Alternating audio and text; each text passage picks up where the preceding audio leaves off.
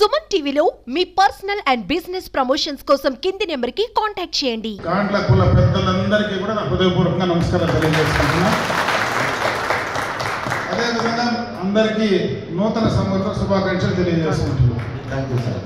గాండ్ల కులానికి సంబంధించి నెంబర్తో పనిలేదు, ఎంతమంది ఉన్నాం అనేది ప్రశ్న కాదు, ఎంత ప్రభావితం చేయగలిగిన శక్తి ఉందనేది గురించి మాట్లాడితేనే బాగుంటుందని. అంటే ఈ కులంలో ఎక్కువ వ్యవసాయం, వ్యాపారం రెండు రంగాల పైన కూడా ఎక్కువగా కూడా ఆధారపడి జీవనం సాగించేటువంటి పరిస్థితి ఉంది.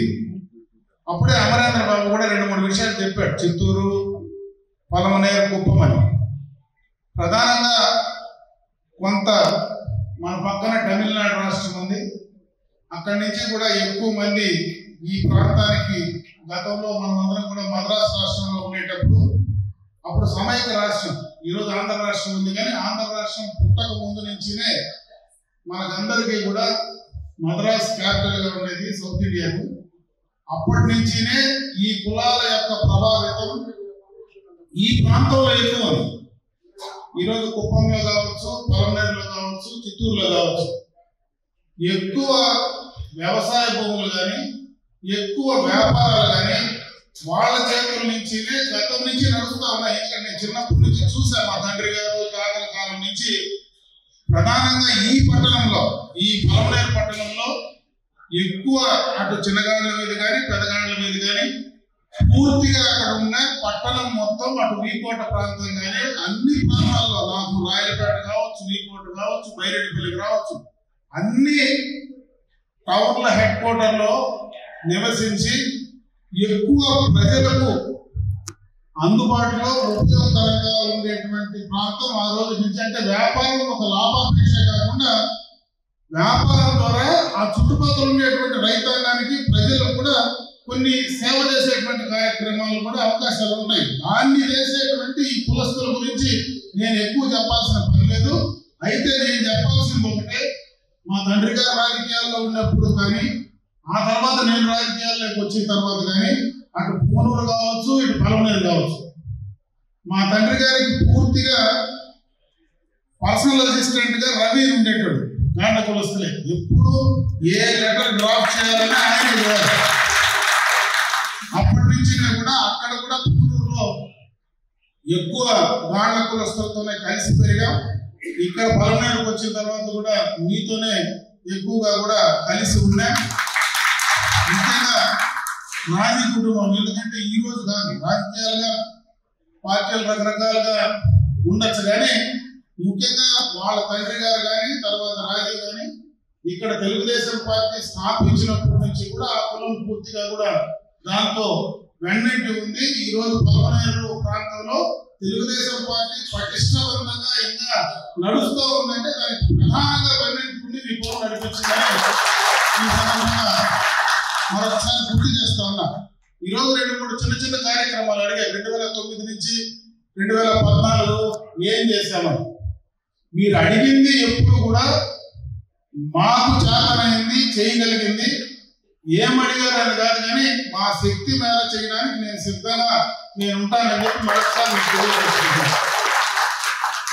అటు సంఘానికి సంబంధించి కావచ్చు, అభివృద్ధి పరంగా కావచ్చు, రాజకీయ పరంగా కావచ్చు, ఎక్కడ అవకాశం వచ్చినా తప్పనిసరిగా మీకు ఇవ్వాల్సినటువంటి గుర్తింపు ఇవ్వడానికి తప్పనిసరిగా నేను ముందుంటానని చెప్పి మరొకసారి మీ అందరికీ తెలియజేసుకుంటూ, ముఖ్యంగా మీరు కోరిక, ఎందుకంటే ఈరోజు కొంత మీరు చేయాలనుకుంటే పెద్ద లెక్క కూడా కాదు, ఎందుకంటే ఇది ఒక బలమైనటువంటి కుటుంబాలు ఉండేటువంటి ప్రాంతం. అయినా ప్రభుత్వ పరంగా నేను చేయగలిగింది, ఎందుకంటే ఆ రోజు మీరు అడిగింది కూడా తప్పనిసరిగా చేశా. ఈరోజు మీరు అడుగుతా ఉండేది కూడా అక్కడ మునీశ్వర స్వామి గుడి దగ్గర ప్రధానంగా అక్కడ డబ్బులు ఖర్చు పెట్టడానికి కాదు, కానీ అది ఇంకోరి చేతుల్లో పోకుండా పక్కన దాన్ని కాపాడుకోవాల్సిన బాధ్యత అయితే మన పైన ఉంది. దాన్ని సెక్యూర్ చేసుకోవడానికి సొంతంగా మీరు డబ్బులు పెట్టేదానికంటే ప్రభుత్వం నుంచి డబ్బులు పెడితే దాన్ని సెక్యూర్ చేసుకోవడానికి అవకాశాలు ఉంటాయి. దాన్ని ఆ రకంగా మీరు అడిగారేమో నేను అర్థం చేసుకుంటా ఉన్నా. లేకపోతే దానికి 5 లక్షలు 10 లక్షలు తేలైన శక్తి లేనటువంటి కుటుంబాలు ఏమి ఉన్నాయంటే నేనైతే రమ్మను. డబ్బులు కావాలంటే మీ దగ్గర ఒకసారి కూర్చుంటే 5 నిమిషాల్లో డబ్బులు 5 లక్షలు 10 లక్షలు 20 లక్షలు ఈ కాలము మీరు అనుకుంటే పెద్ద డబ్బు కాదు, పెద్ద పని కాదు. అయితే ప్రభుత్వ పరంగా ఉంటే భద్రత ఉంటుంది, ఒక సిస్టమ్ ఉంటుంది. దానికోసం మీరు అడిగారని నేను అనుకుంటా ఉన్నా.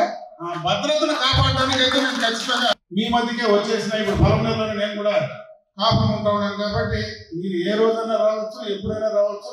పూర్తిగా పార్టీ అధ్యక్షుడిగా మనవాడిని పెట్టినాం పుట్టిని కాబట్టి మీరు ఎప్పుడైనా రావచ్చు, ఎప్పుడైనా నన్ను అడగచ్చు.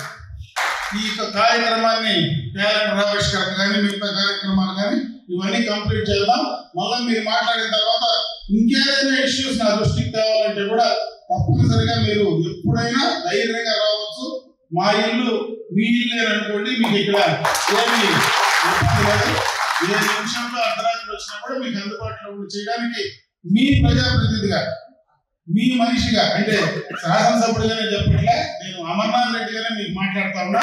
ఎప్పుడైనా ఏ అవసరం వచ్చినా నా అధికారంలో ఉన్నా లేకపోయినా నా శక్తి మేరకు నేను చేయడానికి మీకు ముందు పనిచేస్తానని తెలియజేసుకుంటూ నాకు ఈ అవకాశం కల్పించినటువంటి నాటకుల పెద్దలకు సోదరులకు అందరూ కూడా హృదయపూర్వకంగా నమస్కారం తెలియజేసుకుంటూ సెలవు తీసుకుంటున్నాను. అత్యధిక కులస్తుల్లో కూడా గాండ్ల కులస్తులు ఎక్కువ మంది ఉన్నారు. గాండ్ల కులస్తులు దాదాపు మగ జీవితం కూడా తెలియజేస్తున్నాం. అదేవిధంగా ప్రత్యేకంగా అమరన్న గారంటే గాండ్ల కులస్తులకి ప్రత్యేకమైన అభిమానం. అదేవిధంగా మాకు ఆల్రెడీ పెద్దవాళ్ళు చెప్పారట, చిన్న చిన్న సమస్యలు తప్పకుండా దాన్ని మీరు నెరవేర్చాలనేసి మనస్ఫూర్తిగా కోరుకుంటున్నామా. కాబట్టి ఈ యొక్క కార్యక్రమానికి మా వాళ్ళు లేట్ గా రావాలి, ఇంకా ప్రోగ్రాం లేట్ గా